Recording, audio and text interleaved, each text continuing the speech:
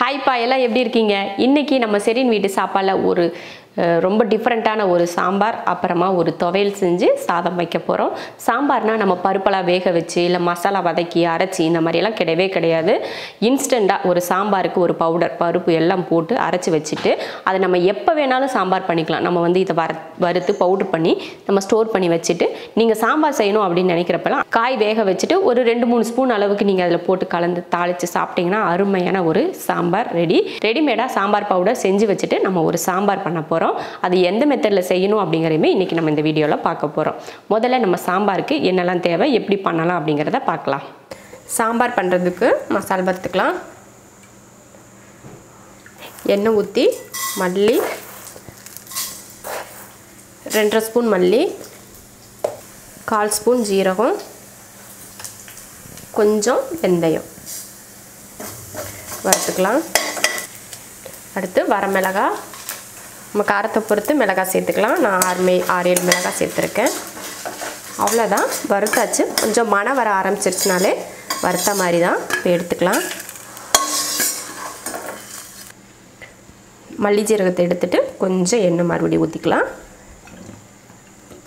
நம்ம சாம்பாருக்கு என்ன பருப்பு யூஸ் பண்ணுவோமோ அந்த பருப்பு நான் வந்து துவரம் பருப்பு எடுத்திருக்கேன். நீங்கள் பாசி பருப்போ கடலை பருப்போ நீங்கள் எந்த பருப்பு யூஸ் பண்ணுறீங்களோ அதை எடுத்துக்கோங்க. இப்போ இதை வறுத்துக்கலாம். இதில் 1 கப் வந்து 100 கிராம். சாம்பாருக்கு எவ்வளோ பருப்பு நீங்கள் சேர்ப்பீங்களோ அந்த அளவுக்கு எடுத்து வறுத்துக்கணும். இதில் போடுற பருப்பு தான், தனியாக பருப்பெல்லாம் வேக வைக்க மாட்டோம். இதையும் நல்லா மணம் வர வரைக்கும் நல்லா பொன்னிறமாக வறுத்துக்கலாம். அவ்வளோதான், பருப்பு வந்து நல்லா பொன்னிறமாக வறுத்தாச்சு. இப்போ எடுத்துக்கலாம். ஸ்டவ் ஆஃப் பண்ணிட்டேன். இப்போ பருப்பு எடுத்துக்கலாம். மிளகாய், மல்லி, ஜீரகம், பருப்பு எல்லாம் ஒன்றாவே ஆற வச்சு அரைச்சிக்கலாம். இதை நல்லா தண்ணி ஊற்றி நல்லா வலுவலுப்பாக அரைச்சிக்கலாம். குழம்பு தாளிக்கிறதுக்கு எண்ணெய் ஊற்றிக்கலாம். எண்ணெய் காஞ்சதுமே கடுகு, உளுந்து, கருவேப்பிலை,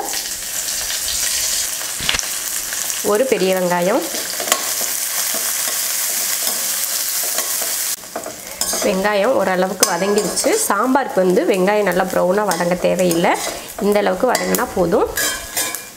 இதில் தக்காளி சேர்த்துக்கலாம். 3 தக்காளி,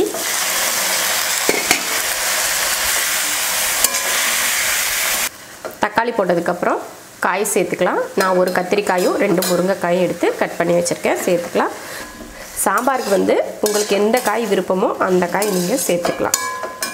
காய் வேகிறதுக்கு உப்பு, மஞ்சத்தூள்,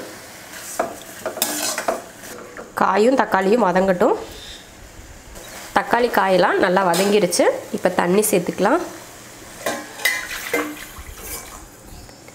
தண்ணி சேர்த்ததுக்கப்புறம் நம்ம அரைச்ச பவுடரை இதில் சேர்த்துக்கலாம். எனக்கு வந்து தண்ணி ஊற்றாமலே நல்லா பவுடர் ஆயிடுச்சு.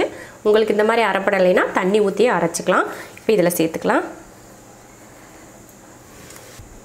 உப்பெல்லாம் நம்ம முன்னாடியே போட்டோம். காய் வதக்கிறப்பவே உப்பு பத்தலைன்னா மட்டும் சேர்த்துக்கிட்டால் போதும்.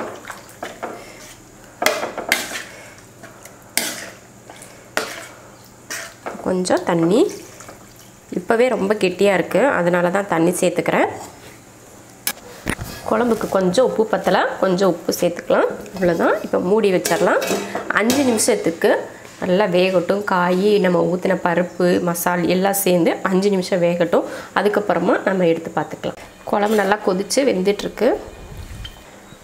குழம்புல புளிப்பு கொஞ்சம் கம்மியாக இருக்க மாதிரி இருக்குது. ஏன்னா 3 தக்காளி போட்டும் தக்காளியில் புளிப்பு இல்லை போல இருக்குது. நான் கொஞ்சம் புளி சேர்த்துக்கிறேன். அவ்வளோதான். இந்த புளி வாடைக்காக ஒரு 2 நிமிஷம் கொதிச்சா போதும். அந்த புளி வாடையும் போயிடுச்சுன்னா குழம்பு ஆஃப் பண்ணிடுறது தான்.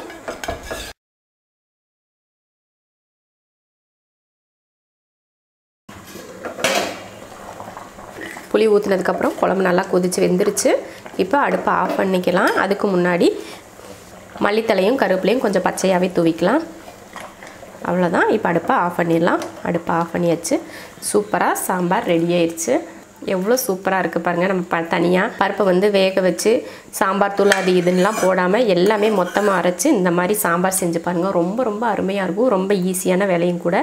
டேஸ்ட்டும் பார்த்திங்கன்னா கொஞ்சம் வித்தியாசமாக இருக்கும். எப்பயும் சாப்பிட்ற சாம்பார் மாதிரி இல்லாமல் இந்த சாம்பார் வேறு மாதிரி டேஸ்ட்டில் இருக்கும்.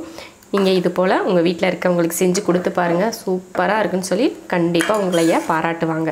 பார்த்தீங்கன்னா சாம்பார் அருமையாக ரெடி ஆயிடுச்சு. இதே போல் சாம்பாருக்கு நீங்கள் பவுடர் பருப்பு எல்லாம் வறுத்து அரைச்சி எடுத்து வச்சுக்கோங்க.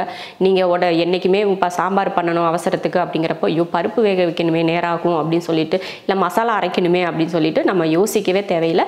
சட்டுன்னு காயை தாளித்து இந்த பவுடர் எடுத்து போட்டோம்னா சூப்பரான ஒரு மணமான சாம்பார் ரெடி ஆயிரும். மறக்காமல் இதை செஞ்சு வச்சுக்கிட்டிங்கன்னா வேலைக்கு போகிறவங்களுக்கு ரொம்ப யூஸ்ஃபுல்லாக இருக்கும். ஏன்னா வேலைக்கு போகிறவங்க தான் காலையில் அரைக்க பறக்க வேலை செஞ்சுட்டு இருப்பாங்க. அவங்களுக்கு தான் பருப்பு ஒரு பக்கம் வேக வைக்கணும், காய் ஒரு பக்கம் வதக்கணும், ஒரு பக்கம் மசாலா அரைக்கணும், இப்படி சொல்லிட்டு தடாலடியாக வேலை நடந்துகிட்டு இருக்கும் கிச்சனில்.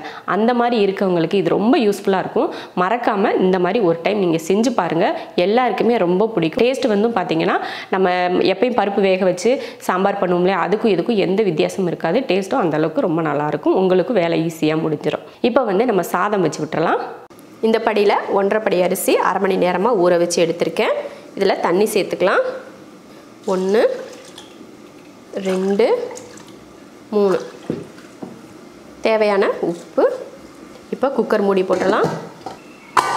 அடுப்பில் வச்சு 3 விசில் விட்டு இறக்கிக்கலாம். அடுத்ததாக வந்து ஒரு துவையல் ஒன்று பண்ண போகிறோம். எப்பயுமே பார்த்தீங்கன்னா நம்ம மல்லித்தலை, புதினா, பருப்பு, பயறு இந்த மாதிரி நிறைய வகையில் நம்ம துவையல் செய்வோம். ஆனால் இன்றைக்கி நம்ம பண்ண போகிற துவையலுமே கொஞ்சம் டிஃப்ரெண்ட்டாக தான் இருக்கும். நல்ல கார சாரமாக புளிப்பாக மணமாக இருக்கக்கூடிய ஒரு துவையல். என்னன்னு பார்த்தீங்கன்னா மல்லி விதையில் துவையல் பண்ண போகிறோம். இது வந்து இந்த துவையல் எப்படின்னு பார்த்தீங்கன்னா நம்ம இந்த மாதிரி சாம்பார் இந்த மாதிரி நல்லா லைட்டாக காரமே இல்லாமல் நம்ம செய்கிறோம்ல அந்த மாதிரி ஒரு ரைஸ்க்காக இருந்தாலும் சரி, இந்த மாதிரி குழம்புகள் வச்சு சாப்பிட்டாலும் சரி, இந்த மாதிரி சுருக்குன்னு ஒரு துவையல் செஞ்சு சாப்பிட்டா அவ்வளோ அருமையாக இருக்கும். அதே போல் இந்த காய்ச்சல்லாம் வந்திருக்காங்க, வாய்க்கு ருசி தெரியல அப்படின்ட்டு இருப்போம் பார்த்தீங்களா, அந்த மாதிரி நேரத்துலையும் இது போல் ஒரு துவையல் அரைச்சி சாப்பிட்டீங்கன்னு வச்சுக்கோங்க, அப்படியே சுருக்குன்னு இருக்கும். சூப்பராக இருக்கும் சாப்பிட்றதுக்கு. நல்ல காரசாரமாக புளிப்பாக அந்த மாதிரி நல்லாயிருக்கும். அந்த மாதிரியான ஒரு துவையல் தான் இப்போ அரைக்க போகிறோம். வாங்க. இந்த ஸ்பூனில் 5 ஸ்பூன் வரமல்லி எடுத்திருக்கேன். ஒரு 8 பூண்டு பல், சின்ன வெங்காயம் வந்து ஒரு கைப்பிடி அளவு எடுத்து அதையும் உரித்து வச்சுருக்கேன். மிளகாய் வந்து நம்ம காரத்தை பொறுத்து அதிகம் கம்மி சேர்த்துக்கலாம். நான் ஒரு 6 மிளகாய் எடுத்திருக்கேன். அதே போல் புளியும் நெல்லிக்காய் அளவுக்கு, பெரிய நெல்லிக்காய் அளவுக்கு புளி எடுத்திருக்கேன். இது எல்லாமே பச்சையாக போட்டு தான் அரைக்க போகிறோம். இது பெரிய வேலையெல்லாம் கிடையாது. ரொம்ப சிம்பிளான ஒரு துவையல் தான் இது. மல்லியை போட்டுக்கலாம். மல்லி வேணால் நீங்கள் இன்னும் கொஞ்சம் கூட எக்ஸ்ட்ரா சேர்த்துக்கலாம். பூண்டு, வெங்காயம், மிளகாய், புளி, தேவையான உப்பு. இப்போ இதை தண்ணி ஊற்றி ரொம்ப தண்ணியாக இல்லாமல் நல்லா துவையல் பதத்துக்கு நல்லா தொட்டு சாப்பிட்ற அளவுக்கு அரைச்சிக்கலாம். துவையல் அரைச்சாச்சு, அவ்வளோவா. இதுக்கு மேலே தாளிக்கிறதோ இல்லை அடுப்பில் வச்சு இதை வதக்குறதோ எதுவுமே தேவையில்லை. வதக்கவும் வேணாம், தாளிக்கவும் வேணாம். பச்சையாகவே அரைச்சிக்கிட்டால் தான் அந்த மனம் அப்படியே நமக்கு கிடைக்கும். இப்போ சாப்பாடும் ரெடி ஆயிடுச்சு, சாம்பாரும் ரெடி ஆயிடுச்சு, துவையலும் ரெடி ஆயிடுச்சு. சூப்பரான ஒரு மெனு சிம்பிளாக செஞ்சு முடிச்சிட்டோம். நமக்கு தேவைப்பட்ட ரசம் வைக்கிறதுனாலும் ரசம் வச்சுக்கலாம். இன்றைக்கி நம்ம வந்து ரசம் வைக்கல. உங்களுக்கு ரசம் தேவைன்னா நம்ம ஷெரின் வீட்டு சாப்பாடில் எல்லா மெனுவிலையுமே ரசம் போட்டிருக்கோம் பாருங்கள். அதுக்கப்புறமா பார்த்திங்கன்னா நம்ம 2 வருஷமாக நம்ம ஷெரின் வீட்டு சாப்பாடு சேனலில் நம்ம மெனு மட்டுமே போட்டுட்ருக்கோம். பிரேக்ஃபாஸ்ட், லஞ்ச், டின்னர், ஸ்நாக் இந்த மாதிரி எல்லாமே ஒரு காம்போவாக தான் போட்டுட்ருக்கோம். உங்களுக்கு அடிக்கடி இது வந்து ஒரு யூஸ்ஃபுல்லான ஒரு இதாக இருக்கும். ஏன்னா நம்ம டெய்லி அன்றாடமாக நம்ம வீட்டில் என்ன சமைக்கலாம் அப்படிங்கிறது எல்லார் வீட்லையுமே இது ஒரு இதாகவே இருக்கும். அந்த மாதிரி உங்களுக்கு யோசிக்காமல் சட்டுன்னு இன்னைக்கு இது செஞ்சிடலாம் அது செஞ்சிடலாம் அப்படின்னு சொல்லிட்டு செய்கிறதுக்கு உங்களுக்கு யூஸ்ஃபுல்லாக இருக்கும். கண்டிப்பாக நம்ம சேனலை மறக்காமல் சப்ஸ்கிரைப் பண்ணதோடு மட்டும் இல்லாமல் பெல் ஐக்கானையும் கிளிக் பண்ணி வச்சுக்கோங்க. அதே போல் நீங்கள் பார்க்குறீங்கன்னா உங்கள் சொந்தக்காரங்களுக்கோ இல்லை ஃப்ரெண்ட்ஸுங்க யாருக்கோ சமைக்க வரல, செய்யலை, என்னென்னு யோசிக்கிறாங்க அப்படின்றதுன்னா நம்ம சேனலை அவங்களுக்கு ரெஃபர் பண்ணுங்கள். அவங்களும் பார்த்து இதை யூஸ்ஃபுல்லாக அவங்களும் சமைக்கட்டும். மறக்காமல் பெல் ஐக்கானை கிளிக் பண்ணி வச்சுக்கோங்க. இப்போ நம்ம வந்து சாப்பிட போகலாம்.